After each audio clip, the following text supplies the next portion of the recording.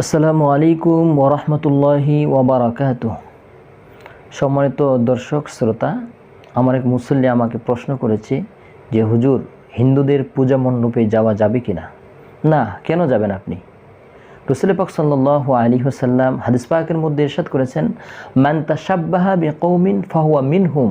যে ব্যক্তি যে কওমের যে জাতির অনুকরণ করবে কিয়ামতের ময়দানে সেই কওমের সাথে তার হাসর হবে। আপনি কি চান বিধর্মীদের সাথে কাল কিয়ামতের ময়দানে আপনার হাসর হোক? কখনোই চান না। তাহলে কেন আপনি তাদের অনুষ্ঠানে যাবেন? আমরা যদি কুরআনুল কারীমের দিকে দৃষ্টিপাত করি তাহলে দেখতে পাই সূরাতুল আল ইমরানের 28 নম্বর আয়াতে মহান আল্লাহ রাব্বুল আলামিন ইরশাদ করেছেন, লা তাত্তাখিযুল মুমিনুনাল কাফিরিনা আউলিয়া মিন দুনিল মুমিনিন ওয়া মান ইয়াফআল যালিকা ফালাইসা মিনাল্লাহ। যেই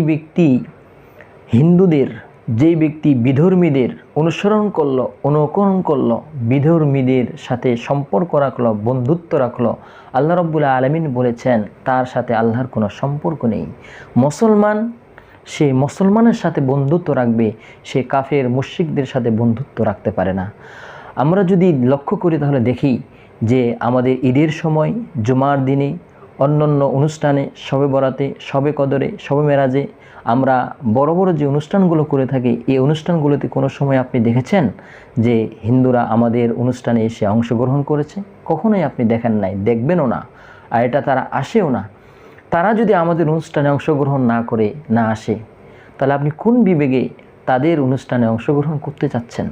মুসলমান শ্রেষ্ঠ জাতি, উত্তম জাতি, আশরাফুল মখলুকাত মানুষ, এর মধ্য থেকে আরও শ্রেষ্ঠ হচ্ছে মুসলমান।